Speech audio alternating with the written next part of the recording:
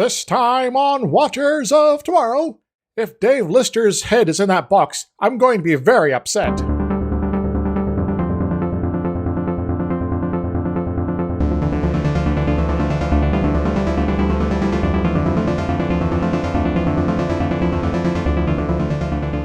Hello everyone, welcome to Watchers of Tomorrow, the sci-fi review and critique show where we're putting the humanities back into science fiction. My name is Gip, and I'm joined as always by my friend and co-host Dr. Isix. Hi.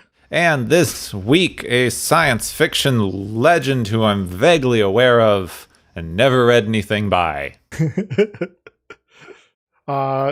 may have, written this episode, so you've, in a way, now read something from him, kind of. I read it by watching it as a TV show. You've listened to the audiobook version. That is usually what I do, so. Yeah, with the cartoon exterior to it. I mean, as much as they move, it may as well be. Yes. We're going to awkwardly stand here while our lips kind of move, like even the cheapest anime that's ever been produced. Because this is 70s animation. Yes. So this episode is called The Slaver Weapon. Now, I suspect our initial sort of feelings about what that means is maybe a little off from what the episode actually presents, but only kind of, I guess. Only kinda. It's a bit weird. It's not like... I was expecting something like Fallout 3's Neuralizer Slave Collar side quest. So that'd be a little awkward, yeah. But no, it's just It's just the name of a species, apparently, which is weird. We'll get into it, but it's okay. Sure. Maybe it's like a translation issue. It's like, they call themselves the... what does that actually, mean? Well, it means they're in charge. Oh, so they're like the slave masters. Oh, gosh. It might be one of those kind of situations where the first English speaker who had to translate it got the name from someone who didn't like them. This happened with several different older Native American tribes that have since had to be renamed because the original name that everyone was using means ancient hated enemy. The old school version of, so who are those people over there? Oh, they're some assholes. Don't worry about it. Yeah, basically. Name your rival in the Pokemon game. I guess there is, the other interpretation would be that, it is sort of just we've got the universal translator, and it is very literal sometimes about how that sort of comes through. And so these people might have had a proper name, but we don't know how to pronounce it because we've never actually met them and haven't heard it actually spoken. So we can figure out from the text here that it's going to be roughly translated as this word. Well, the universal translator doesn't seem to be particularly literal most of the time, but... Yes. So, the universal translator's magic anyway, so you know. Its rules can change and vary as needed. That's true, the translator is very magic. Not as magic as the transporters, but close. So this episode, now that we've talked about the name for way too long...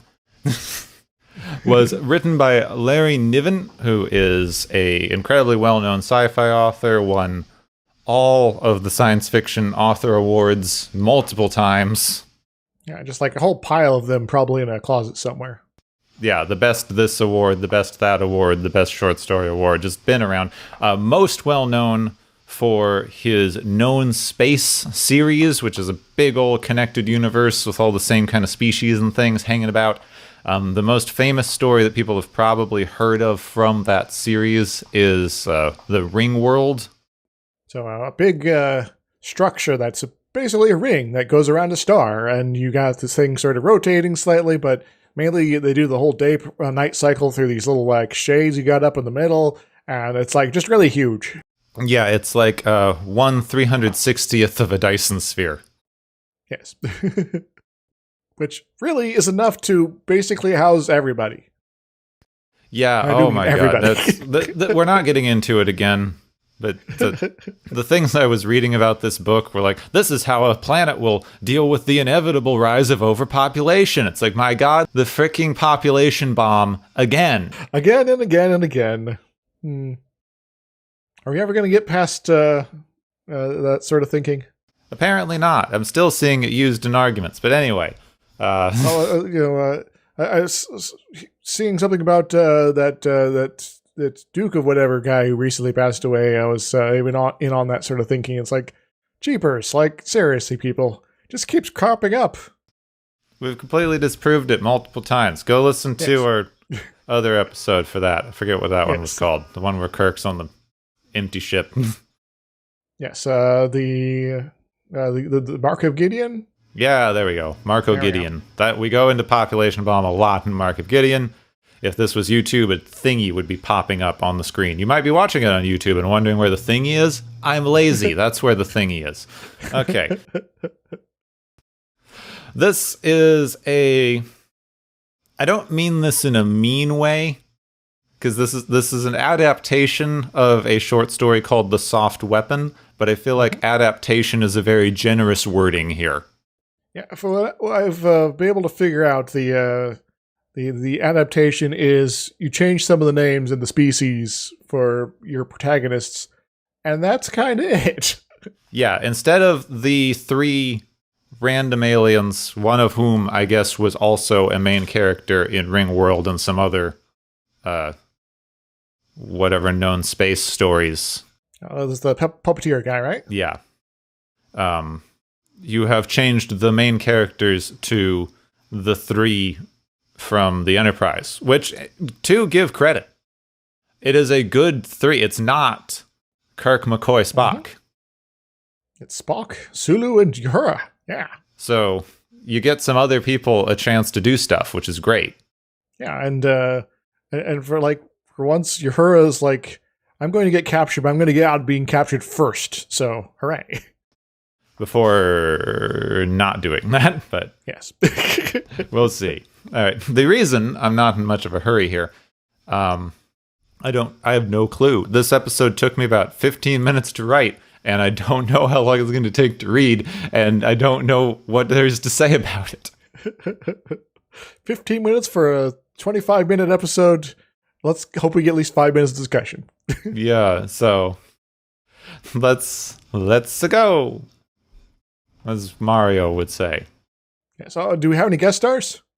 Not that I could find. No, it's all just James Doohan. Yeah, it's James Doohan, James Doohan, James Doohan, James Doohan, and James Doohan. Yes. And Michelle Barrett. She gets to be a computer. Again. So, Spock, Sulu, and Uhura, the dream team that we all really wanted. Let's be honest. If they were the main 3, this show would have been completely different. Indeed. I was like, oh yeah, there's the captain here, but he's just kind of doing his own thing over here, and we're going to focus on these sort of middle upper tier ranked folks here. We're just going to go on wacky adventures while, Kirk commands the ship. They are on a shuttlecraft going to a nearby starbase carrying an incredibly rare, possibly powerful artifact that they just got from the planet Kazin. Yeah, so they're coming from the planet Kazin. This is important, folks, because it kind of raises some confusing questions later. Oh, it does. So what they have is something called a slaver stasis box. This is going to take a lot of expositioning. Yes. So, the first 5 minutes is just the exposition of this thing. It really is. Yeah, the entire thing is like, here's my backstory. This is Star Trek fan fiction. This episode is literally Star Trek fan fiction. So we got our characters, we got our MacGuffin. Go. So, these boxes are artifacts of an ancient civilization known as the Slavers, who were the masters of all intelligent life in the galaxy about 1 billion or so years ago.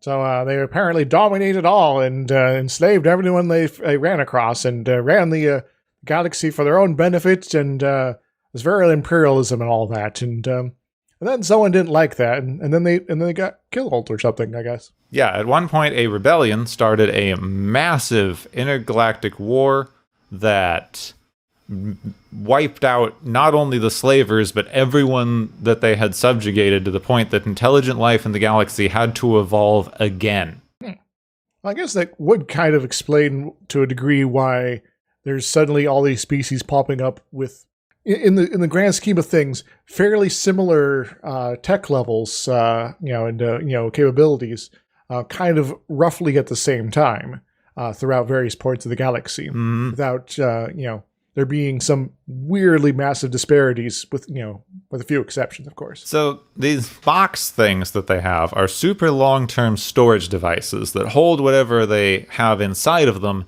in literal time suspension. So even after 1 billion years, anything inside was put in there yesterday. So it's like a deep freeze, but with time magic. So the Federation has found several of these things that had ancient technologies that they used as the basis for a lot of their modern technology, including stuff like gravity plating. So I guess that means they found one of those boxes pretty early on in the Star Trek canon there, like pre-Enterprise. Crazy. So this is, this gets to me a little, because I was watching this and like, being the nerd I am, I'm like, they did a Star Wars. Yep. Everyone's the same technological level because there was an ancient civilization that got to a technological level, and then everyone else has just been finding the old artifacts and using that technology as the basis for theirs. So no one actually had to advance or invent anything.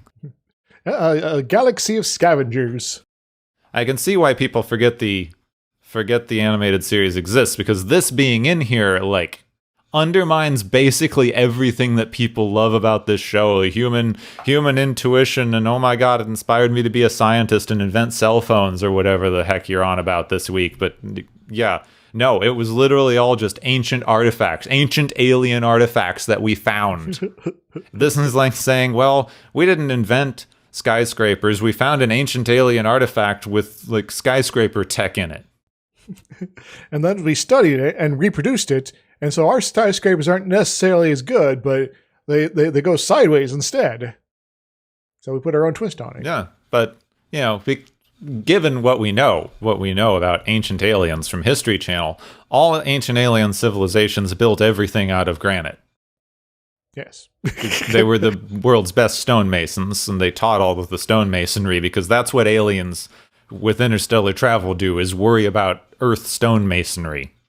Well, if they know how to build things with stone, they'll for sure be able to master, space-time warping here within a few decades, right?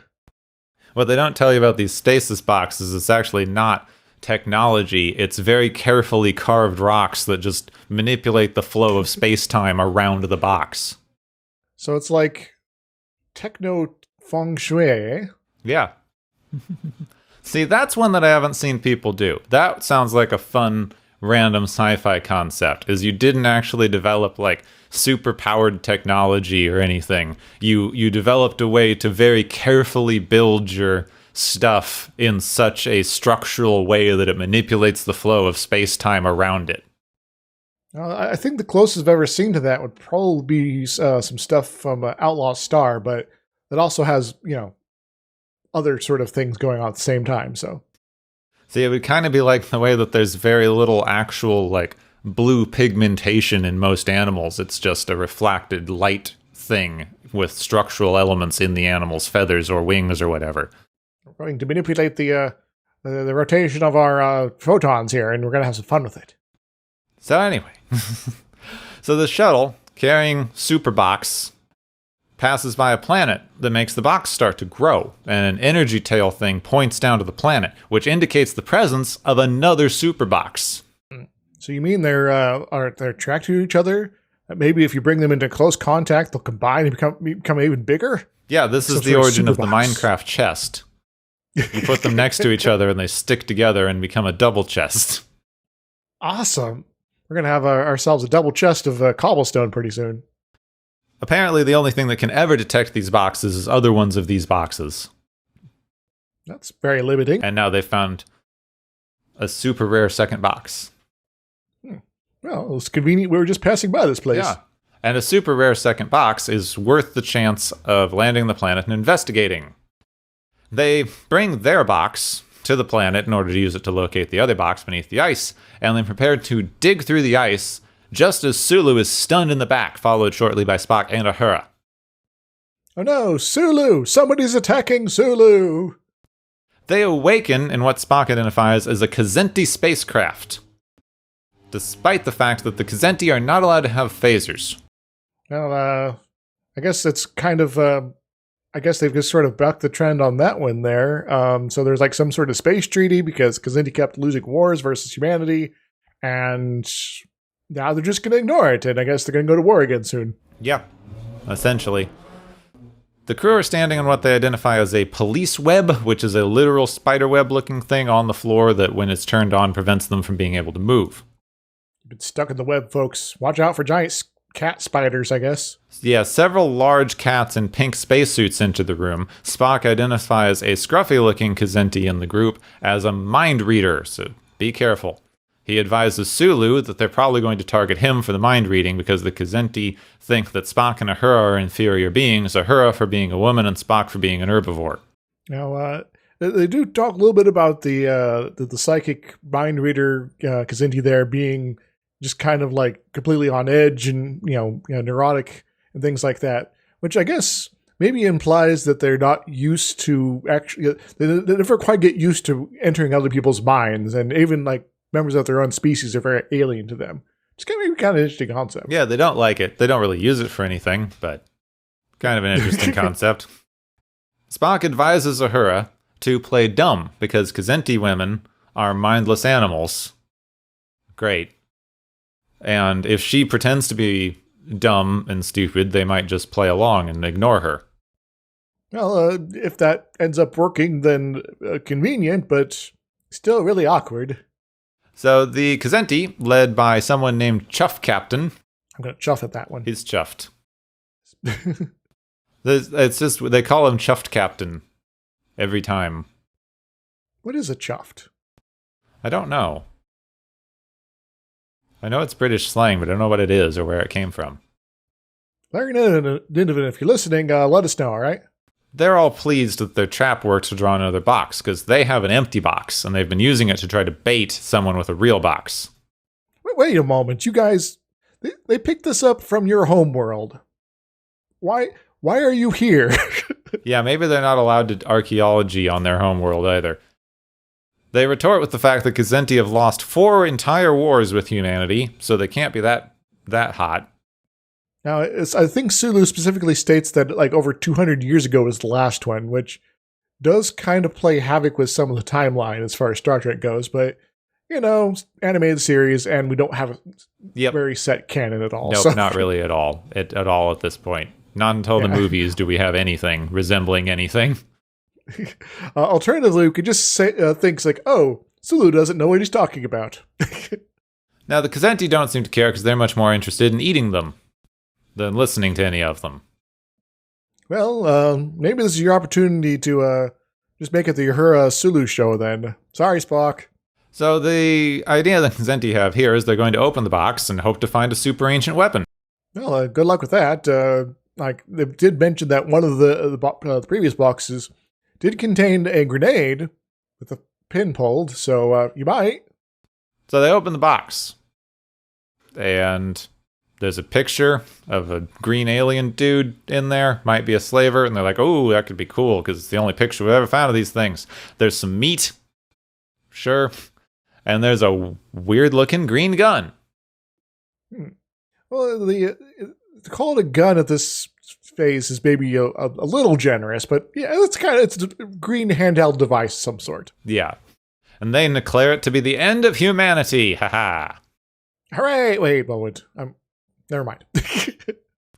They go outside to the snow, where Chuff Captain has arranged the crew in the police net in front of him to test his new weapon on. Well, start shooting away, I guess. Yeah, he tries to fire it at them. Nothing happens. He changes a toggle switch on the side of the gun grip, which makes the gun completely transform into a totally new shape. With the same handle. Yeah, same handle, and then it just turns into a new shape. This one also doesn't really do anything. He tries another one, it's just a telescope. He tries another one, it turns into a jetpack thing that sends him flying around in a comic fashion. That's not how you do it, Star-Lord. He knocks Uhura out of the net and then also knocks out their psychic, so they have to take him to the medical thingy. Uhura makes a run for it, and one of them goes like, Earth women are intelligent, you idiot, and then they shoot her. Her, I don't think the heels are very good for running away from aliens trying to shoot you. Definitely not in the snow. But then again, this is 70s Star Trek. I guess it's to be expected that you have to wear heels if you're a lady. Yeah. What else would they wear? I mean, think. You want them to be barefoot? No. Well, there you go. Thinking like combat boots. What else would a woman wear? Then you could kick some ass. So, Chuffed Captain tries one last setting. This one's some sort of energy dampener that turns the entire energy web thing off. Quick, cheese it! This time, Sulu, Uhura, and Spock all make a run for it. Hooray! Maybe together we'll be more successful. Spock makes a quick detour to kick Chuffed Captain and grab the gun. Uhura gets shot immediately and recaptured, but Sulu and Spock manage to escape. Well, I guess we gotta go on a rescue mission. Maybe we should, hide this gun somewhere so they don't find it. That would be an idea. They're upset to find Uhura missing, but they know that the Kzinti won't leave or call for reinforcements because Spock has injured the captain and now he is honor-bound to kill Spock without help from anybody. Well, I guess it's good that Spock knows all these various things about the Kzinti there as far as their honor code system works. It's kind of awkward to have to sort of explain it to Sulu, who apparently already knows a bit about these guys. So Spock and Sulu spend some time experimenting with the gun before the Kzinti ship arrive. The Kzintis try to bait them into one-on-one personal combat because he's been injured and hasn't dealt with his wound, and he won't until Spock agrees to fight him, and they both go, no thank you, bye. Spock's like, yeah, Sulu, go and answer his call there, and by the way, he kicked my ass, so let's not. Sulu's like, yeah, I'm gonna go with the nope. So in their experimenting, they decide that if this weapon does have a super cool gun on it, it must be hidden somewhere. So they go back to the null setting, which seemed to do nothing, and twist the top, and that suddenly makes it into a gun. Dun dun dun! Super gun, activate! Flip it, twist it, pop it. So Sulu decides to test the gun. It's apparently a total matter-to-energy converter that goes off like an atomic bomb. My electrons. Where? How are you conserving your quantum numbers here? And this turns out to be a really bad idea because the shockwave from the explosion knocks them both out. Yes, just like, if we were any close to that, we'd probably be exploded. But in the meantime, we're going to be, buffeted around until we get thrown around until we're unconscious. So, this still sucks, but at least you're going to live, probably. Sulu does drop the gun, which causes it to reset to factory specs. So that's good. That's good. Sulu and Spock are recaptured immediately. The Kzinti have experimented and found a voice interface on the gun. So it's got a computer in there. Hello, computer. And Spock's like, oh my god, a talking computer that small. This is amazing. The Kzinti ask the computer how to use its most powerful setting, and it tells them something different than what Sulu and Spock found. Well, that's suspicious. The Kzinti leave to test it, leaving the crew tied up on the floor. Spock is very unconcerned, because, if you were building a gun with a computer in there for an ancient superpower weapon, and someone just asked you out of nowhere how to use the most destructive setting, what would you tell it to do? My most destructive setting is to put me up your butt. Yep. But given that this is a 70s cartoon show and we don't have that kind of language even allowed here, we're going to have a self-destruct mechanism instead. So the Kzinti go outside to test their new weapon. It backfires, destroying itself and killing all of them. The explosion also sets the crew free. Well, that's convenient.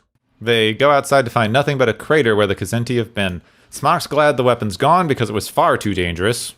Uhura asks about the Kzinti superstition that weapons can be haunted by their original owners, and knows that they won't be getting over that superstition anytime soon, because they're dead. Yes. And so, because the Kzinti, there was a moment earlier where the Kzinti were like, talking computer, and they're like backing up slightly. It's like, they're obviously in fear of this thing, and then it's like, oh, well, we got to calm down. Okay, let's talk to it. Maybe you should have gone with your fear. This whole episode's a bit interestingly one note, I would say. A little bit. It's very much here are a series of events that kind of happen, and that's kind of it. There's not really a moral dilemma other than how can we navigate the Kzinti without getting ourselves killed or our friends killed, and are we going to let them have it or not? And that answer is very quickly resolved. And no, it's probably good if we don't have these people that really want to go and fight everybody, giving them a super powerful weapon. So let's not do that. Okay. And that's our moral conundrums for this week. I could see this being an interesting sci-fi short story, which of course it originally was. I didn't track it down to read it before this, but I could see it being that kind of like Asimov-y, we just have to figure out how this computer functions and then, work through all the complicated computer stuff to be able to like ask it the right thing or not ask it the right thing. And since they communicated with it wrong and it still thinks there's a war on and is loyal to its original builders, of course it's going to think of them as an enemy, and they should have known that because that's how computers function. I could see a lot of that being useful if you did it in writing, where you had internal dialogue and thinking through stuff like that. And, well, if I tell it this way, this thing, the computer might interpret it this way and do this other thing. But this is TV. Yeah, so we can't really easily have that sort of internal structure going on here when we're trying to be very clear to the audience. This is exactly what our characters are thinking. And we can only really express that via having them talk to each other. And they can't really do that when the bad guys are present, unless they're whispering. And even still, they're going to be leaving out some important details that they'll fill in later. Even though they do some of that, but that's neither here nor there particularly. Yes. The whole episode feels like sort of an excuse to introduce this weird ancient civilization backstory thing and to just shoehorn the Kzinti in here.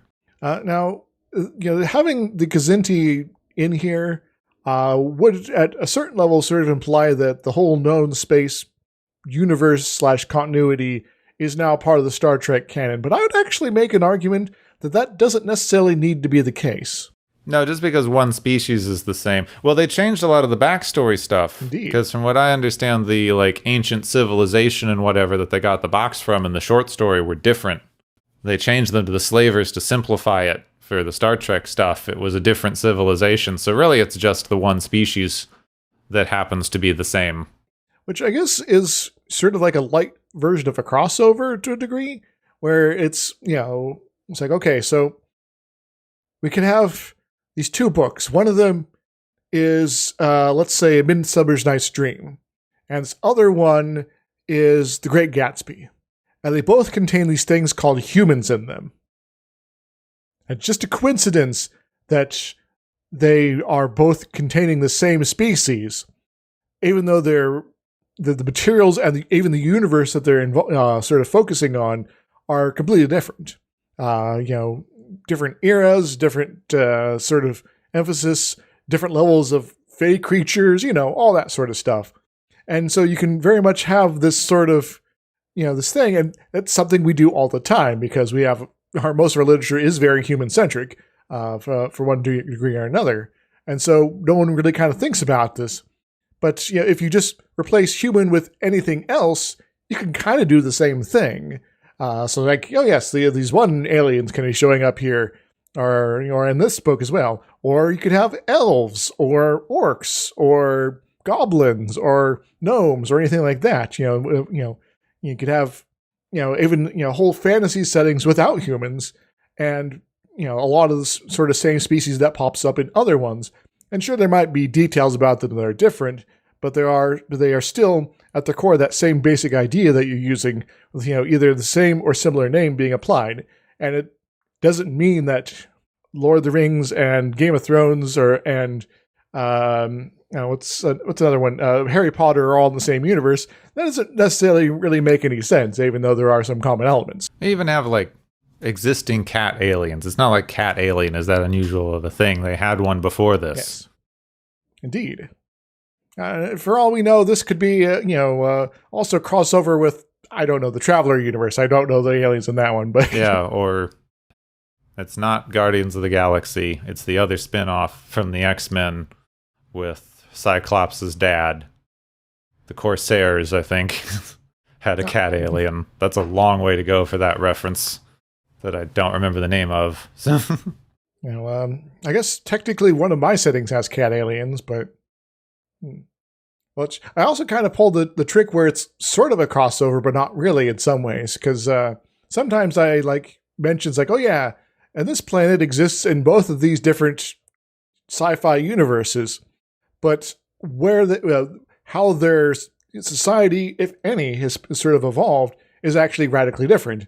In one case, they became a interplanetary nation state, and the others, they didn't get past the nuclear age because they decided to destroy themselves instead. And so this planet still exists in both these universes, and the aliens that lived there still existed, just they just had different outcomes. And so maybe Star Trek isn't a full crossover with known space, but sort of a weird parallel universe thing going on instead. they're already doing so many parallel universe things with Star Trek. Well, that just means that next time we go to the mirror universe, we can go to somebody else's mirror universe.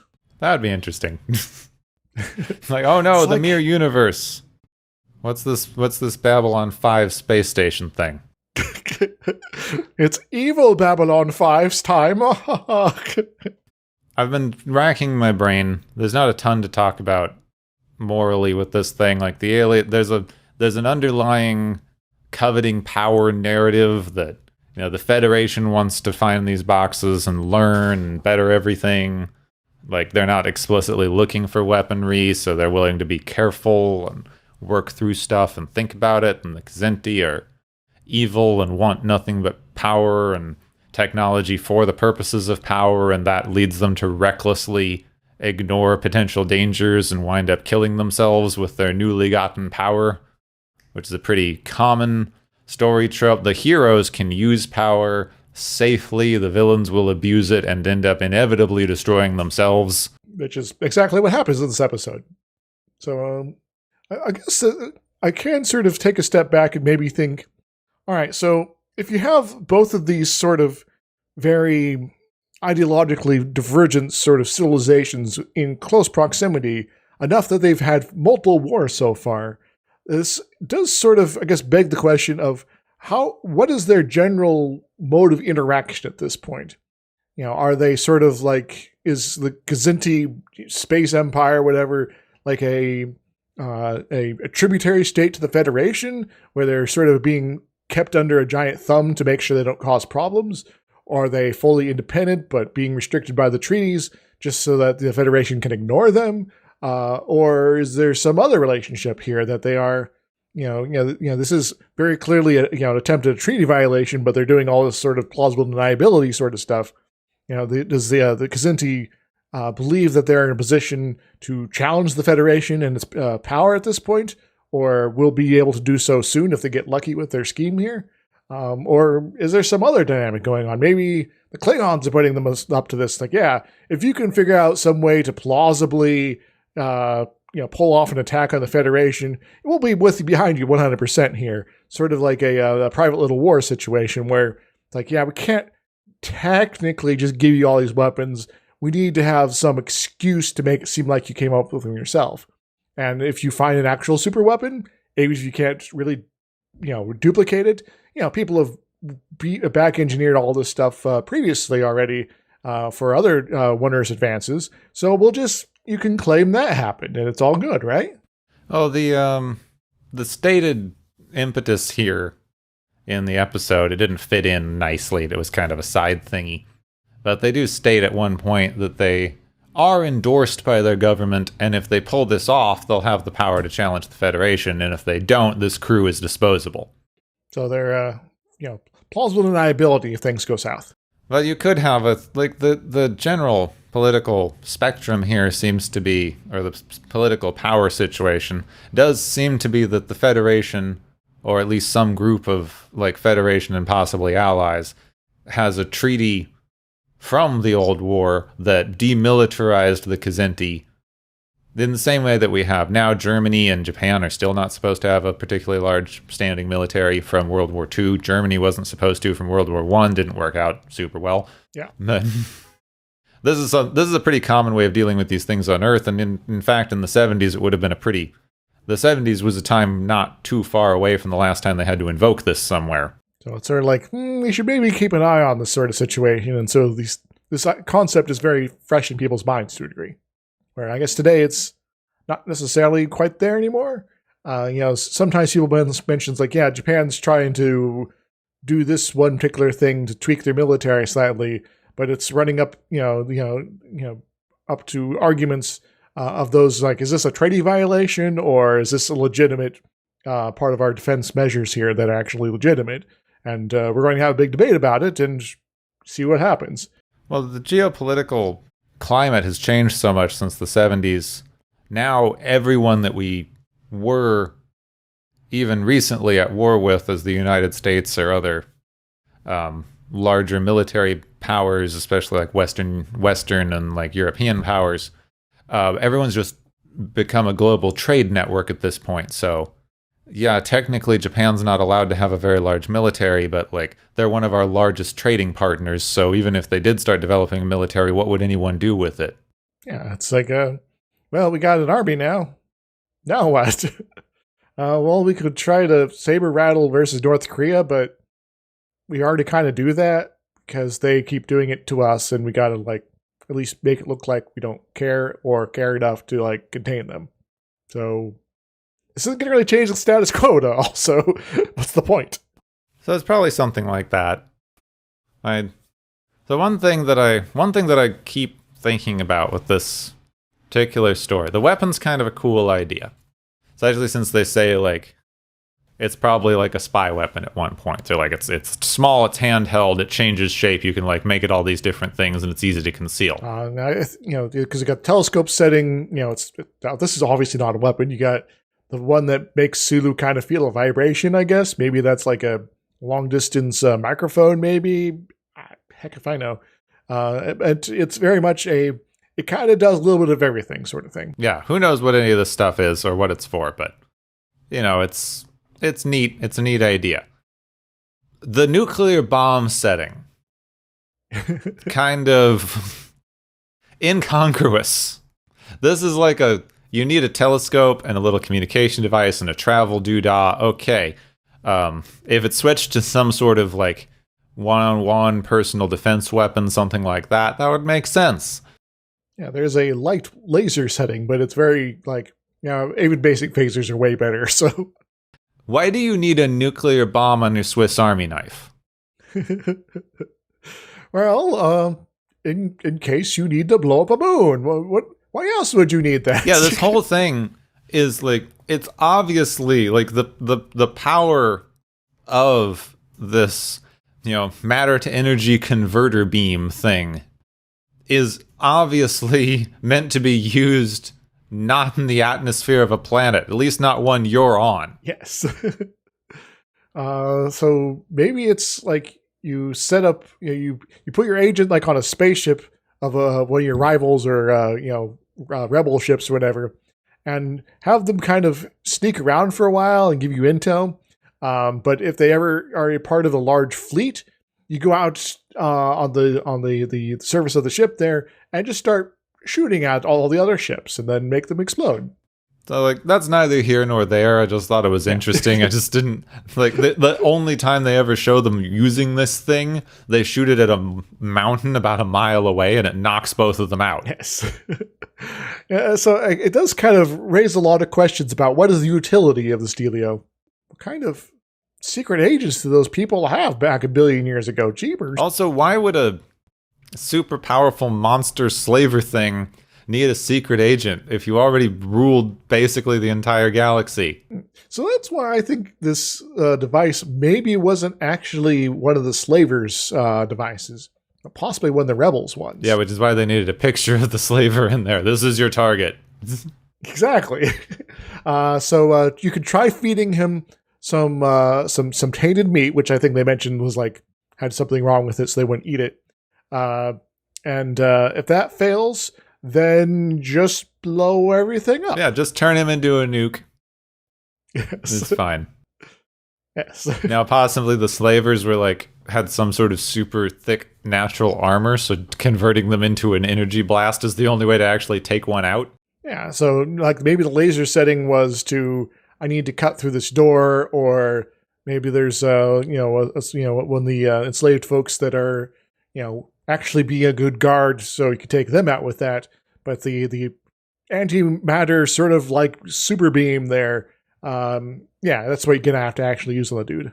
I did kind of enjoy the little arc they had with Sulu and Spock, because the whole thing is like Spock realizes he made a mistake by investigating this thing, and it led them into this trap. And he's like, well, hopefully there's nothing useful in that box. Otherwise, like this was either like fine and maybe like we sacrificed ourselves, but it's not going to threaten the Federation at large, or there's something super powerful in there, and then we're all screwed. So they get the gun out, and he's like, oh no, an alien weapon. And then they start using it, and every single thing they use is like, oh, well, that's no better than our technology, or that's worse than our technology. Guess no harm done. And then they pull out the nuke button, and they both go, oh. Oh. Maybe this was a bad That was awkward. bad series of events. Oh. Yes. So I did like that sort of follow through with the plot there. I do appreciate times when our characters are doing things that seem quite reasonable, but end up turning out maybe not so for the best, or being surprised by things they couldn't have really anticipated, like traps or beats in a box. So, do I need to explain the comment about David Lister and the cold open? Possibly. Why was his head in a box? Is this like a Disney Well, it's thing? a box. Well, Dave Lister is the character from Red Dwarf, who is put in stasis for 3 million years. But this is a bit smaller than a stasis chamber, so it's like, all right, so I need something else that's funny that is about this size. I know, I'll also reference Wayne's World. Oh, you got a double reference. It's a twofer. 2 points. Exactly. I believe the line was when Wayne's sort of kind of girlfriend ex-person there was like, yeah, here's a gift for you. And he's like, if this is the head of the box, I'm going to be very upset. So anyway, back to the episode. Yeah, well, maybe back to the episode. Do we actually have anything else? Because the gun incongruity, which, like, I don't like nitpicking. Sometimes it's just fun. Don't take me seriously. I've gotten some comments of like, oh my god, how could he have picked on this? I was like, I don't know, because it's funny. Sometimes Star Trek can be hilarious. Sometimes it's intentional, sometimes it's not. And sometimes it's just sort of well, that was weird. And then you're like, well, this kind of makes sense when you're trying to write an episode. You only have so much time to put this together, but still, it just raises so many questions, and there's so many alternative ways you could have gone through this. This show is intended for entertainment purposes only. Any learning you do here is entirely coincidental. And if you learn something good, hooray. If not, whoops. All right, did you have anything other in particular? Because I'm running out of... Well, there was my little comment about the electrons and the quantum numbers, right? Oh, yeah, because this thing can't physically function. Yes. So there is, in quantum mechanics and particle physics in general, we've fairly well established that under, the circumstances of which we can observe things so far as actual like experiments and things, you got a various collection of quantum numbers, which I'll explain what those are that in a moment, that are generally conserved in some fashion or another. So what do I mean by these quantum numbers? Some of these things are like, is this an electron? If it is, you give it a 1. If it's not, you don't give it a number at all. If it's an anti-electron, you give it a -1. This is a very simplification sort of thing here, so if you're actually taking particle physics, just read your book instead. But this could also have things with like electron neutrinos also have an electron number of 1, or if it's anti-neutrino, a -1 in that case. And so when you have your general particle interaction, things like that, you could have an interaction that creates an electron, but by necessity will also create an anti-electron. And as such, you're going to be so you got, say, a proton running into this other particle here, and this is part of the shower particles that's being produced. And so you get this, situation where, okay, so we got effectively these, 0 electron number at the start and 0 at the end. So because we got a +1 and now a -1, where we only had 0 plus 0. And so these quantum numbers are being conserved throughout the interactions. And so if you're just going to be converting a whole bunch of matter to energy, like straight up, like not producing any particles, no electrons, no neutrinos, no protons, or even free gluons somehow, you're going to run into a problem that you're going to have to destroy some of those quantum numbers. Because those electrons in those atoms you're now baking into energy directly, those quantum numbers need to kind of go somewhere. So this does imply that in the Star Trek universe, either they're wrong about what they're seeing, because obviously they can't see, converting everything to, photons plus a whole bunch of neutrinos or something like that. So that's one option.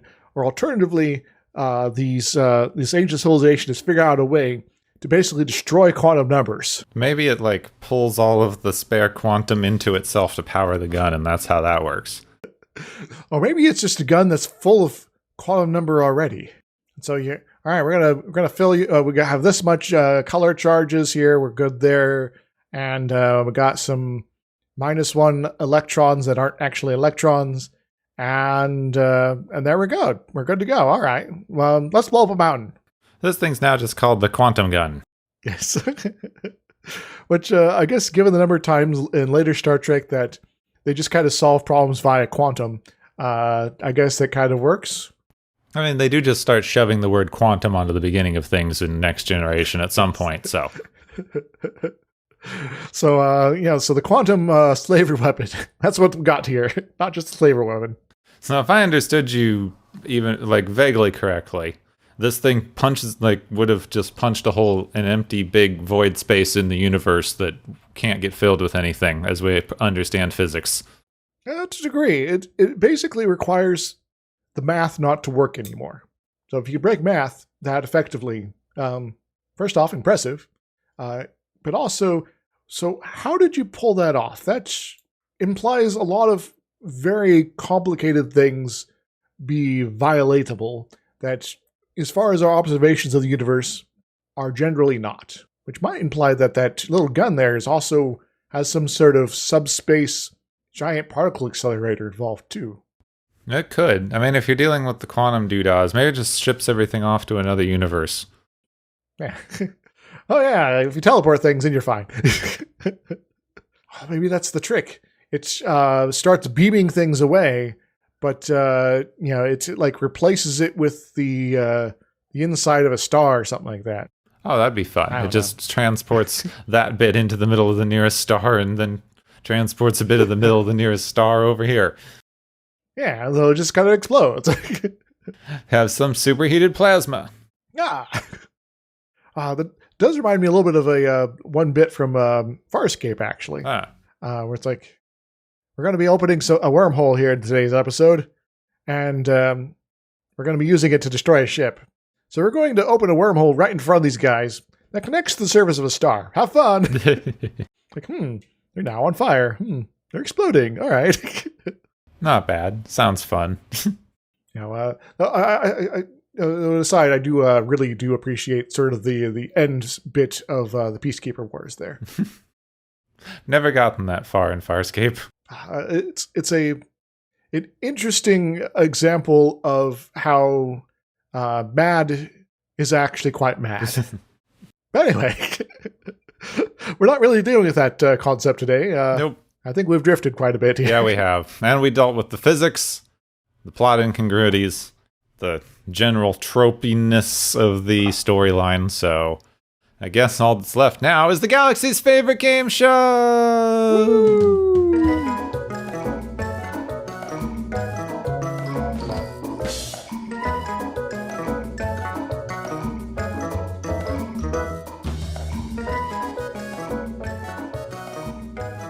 Hey everybody, welcome back to the game show portion of the show. I hope all you cool cats are having a good time there. I certainly am. I got 3 prizes to hand out this week because we got our various contestants knocking out all sorts of crazy points here. Well, okay, there weren't crazy high point numbers today, but we still got winners all the same. So let's start handing out some prizes. Our first one is the crossover episode prize, which goes to Kazinti for dropping in from the known space universe only to cause trouble in both terms of plot and continuity. What do they win, Gapwin? The Kazinti win a giant ball of space yarn. That'll keep them out of everyone's hair for a good long time. Yeah, at least until Star Trek Picard, because they're briefly mentioned there. Anyway, our second prize, which is the Sufficiently Advanced Aliens prize, goes to the Slavers for their wondrous stasis boxes and their Presto Changeo secret agent gear, I guess. What do they win, Gepwin? Robots. Stop with the enslaving people. You have wondrous post-scarcity super space age magic technology. You don't need to subjugate anyone anymore if you make some robots. And everybody loves robots, but maybe they don't for some reason. Oh no, we're asking even more questions. We should probably stop doing that. Moving on. Oh, our third and final prize for today is the Whoops prize, which goes to Sulu for causing a massive matter-annihilating explosion of some sort while filling with the funky gun. That, had it been any closer, probably would have killed them all. What does he win, Gepwin? Sulu wins what they probably have at the Academy, which is super weapon safety courses. Don't point it at anything that you don't want to turn into an equivalent amount of energy. Be it your friend, your house, your starship, or that mountain nearby. Sulu, yeah, it's probably time to take some a refresher course at the very least. Weapon safety training in the future must be super intense. Like this will blow up a planet. Don't point it at your head. And most certainly don't point it at your groin there. Stop doing that. So, Sulu, get back into class and maybe take the rest of them with you. Kazinti, too. They seem to be a little behind as far as the whole safety of your weapons tech there is concerned. Anywho, Gepwin, feel free to take us away to that special place. Wait, sorry, I'm having a Guns N' Roses flashback because I need to fill some more time. Yes, thank you everyone for joining us here on the Galaxy's favorite game show! Hooray!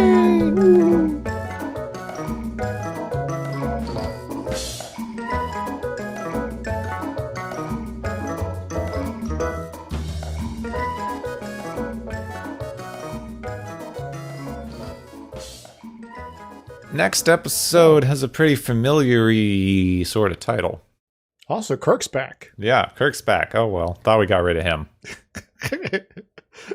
We went on a space shuttle, a shuttle mission away, and you got in some trouble, and didn't have to put up the Kirk for a little bit. But, he's back. I guess we got to go deal with the cosmic breaking whatevers now. Again. I believe this is another episode where people are disappearing, though. Yeah. Always happens. So that's why he's back. Always happens. All right. Before you go get yourself abducted or sent to another Pocking universe again, have some of your people go retrieve this box for us real quick. Then go get yourself vanished. So what was that? Now I can't remember what that one was called. The one with the green alien thing. The Gorgon thing. Infinite Vulcan. The Gorgon thing. Oh, and the children shall lead. No, that was the other. But he was called the Gorgon. Yeah, he was called the Gorgon. But there was that other, green Medusa thing. Oh, the Medusoid, or whatever it was called. Oh, yeah. The Medusans, where if you look at it, you lose your mind or something. Is there in truth no beauty? Okay. This one is Eye of the Beholder, which is, sort of a similar concept, which was what was confusing me with the titles. Ah, yes. The beauty is implied in this case. The Eye of the Beholder, which is also a pretty famous D&D module. Yeah. Wait a moment. Are they going to be fighting beholders? I hope not. Well, that's an interesting question. How does the Beholder's anti-magic field work with Star Trek technology? Well, we've already established the universal translator and the transporters are magic. Oh. So those won't work. So what else do they still got? To the internet. What Star Trek technologies are actually just magic? I guess the gravity plating is too. Yeah. It always seems to still be working when they lose all their power. Self-sustaining.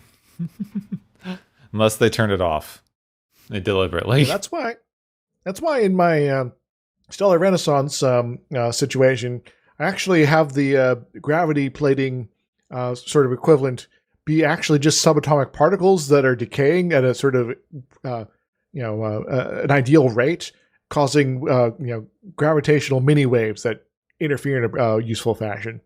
And that way, if you lose power, these things are still being contained by permanent magnets, so you don't really have to worry about it until they ran out of particles. So slowly the gravity will fade, but you're okay otherwise. From what I'm reading here, this episode, The Eye of the Beholder, is a very particularly common sci-fi trope that we haven't hit in Star Trek yet. So, I'm not going to spoil it, but look forward to that next time. Oh, my outro might spoil it slightly. That's fine. People can guess. Okay. Guess in the comments what we're going to be dealing with next week. It's a super common trope. We just haven't hit it in Star Trek yet. Next time on Watchers of Tomorrow. Next time on Watchers of Tomorrow, something tells me it's all happening at the zoo.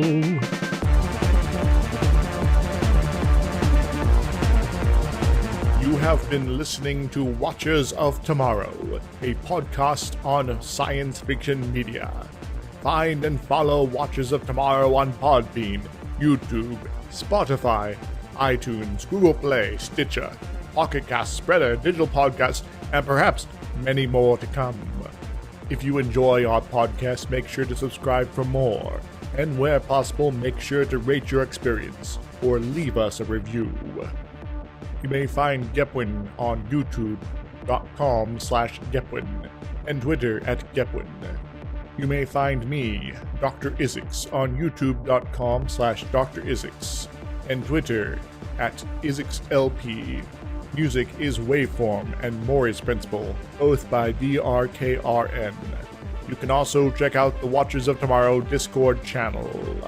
Make sure to share the experience with your friends, family, enemies, and alien overlords. If you feel you are suffering from transporter syndrome, please be aware that the next time you step off the transporter, that you, that is now, no longer exists.